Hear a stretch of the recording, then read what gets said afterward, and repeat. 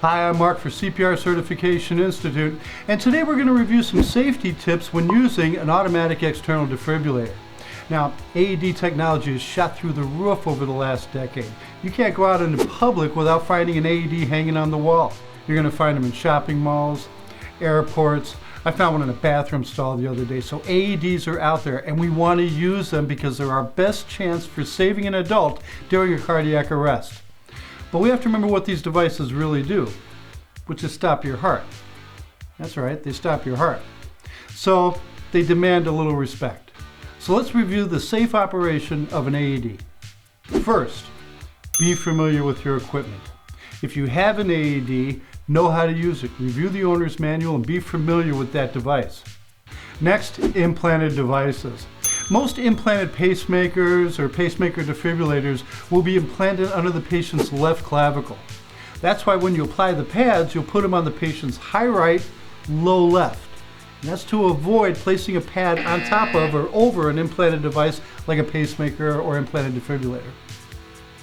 Next, medication patches. Do not place an AED pad on top of a medication patch. Make sure you remove the medication patch first and dry off the area. Many of these medication patches have a metal layer built into them to help keep the medicine going in one direction inside the patient.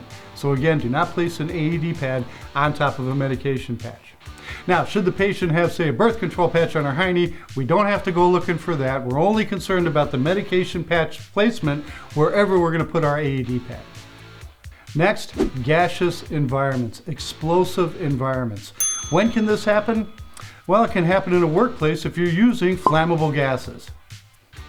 If that's the case, you may want to refrain from defibrillating the patient in that atmosphere until it can either be vented or preferably the patient removed out of that environment. The last thing we want is this. Clear, shocking in 3, 2, 1. That, of course, would be that. Now, generally, electricity and water don't mix, and the same holds true when we're applying and using an AED.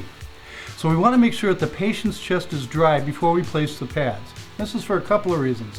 One, so that water coming off the patient doesn't transfer the shock to another person. And two, we want that energy going through the heart, from one pad to the other pad and through the heart. If the energy gets diverted elsewhere because the patient's wet, that's less energy that could have gone through the heart. Now, in most AEDs, they'll have an accessory bag, and in that bag should be some kind of towel so you can dry the patient's chest off before applying the AED pads. Make sure your patient's dry. Now, when applying the AED pads, you're going to have to expose the patient's entire chest. Yes, this includes females too. Have a pair of shears inside that bag with your AED, and this is for cutting through sweaters, t-shirts, and underwire bras or brasiers. Now, in large-breasted gals, when she's lying flat on her back, her breasts are going to move laterally. You're going to place one pad, high right, and then the low left. Do not place it on top of the breast tissue. Lift the breast up, and you're going to have to place it underneath the breast. Again, lower left, the patient's axillary on their side. Not only do we have to have the heart in between the pads, but we have to have the pads as close to the heart as possible. If I were to put a pad on top of breast tissue, that's just further the energy has to go to get to the heart. So again, on large-breasted gals, high right, lift the breast out of the way, go underneath the breast. Now remember, when putting the pads on the patient, there's wires coming off of those pads. Make certain that the wire doesn't accidentally get caught underneath the pad. Again, anything that diverts energy away from going through that heart is a bad thing. So again, make sure that the wires don't get stuck underneath the pads when you're applying them to the patient. So you're looking at this picture and you're thinking, hey, it's Bigfoot. No, it's actually my father walking to the bathroom at a rest stop in Schenectady, Wisconsin during a family camping trip. They took the picture, it got posted as Bigfoot. The point I'm making here is, look how hairy he is. My dad's not covered with hair, he's covered with fur. When applying the AED pads, the pads have to make good contact with the skin. They have to be able to read the rhythm and interpret it, and have to be able to deliver the shock. If I put pads on a furry guy, the pads won't make contact. Now, in your accessory kit, hopefully you have a razor or something that you can get rid of some of this hair. If not, a technique you could use is push the pads on as hard as you can, rip them off, give the brother a quick Brazilian, then put the pads back on. Now, this technique might require the use of a second set of pads. One pad to remove the hair, a second set to interpret and defibrillate the patient. One of the most important safety concerns when using an AED is remembering to clear the patient before you hit that shock button.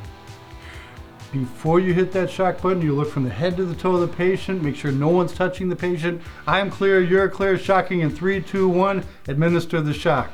So quick review, remember to watch out for wetness, big boobs, hairy people, implanted devices, medication patches, and remember to clear the patient. I'm Mark for CPR Certification Institute, and this has been AED Safety and Special Considerations for Use. Remember, you can get certified in CPR right now. Log on to cprcertification.com and get started. I'm Mark. Thanks for watching. See you in the next video.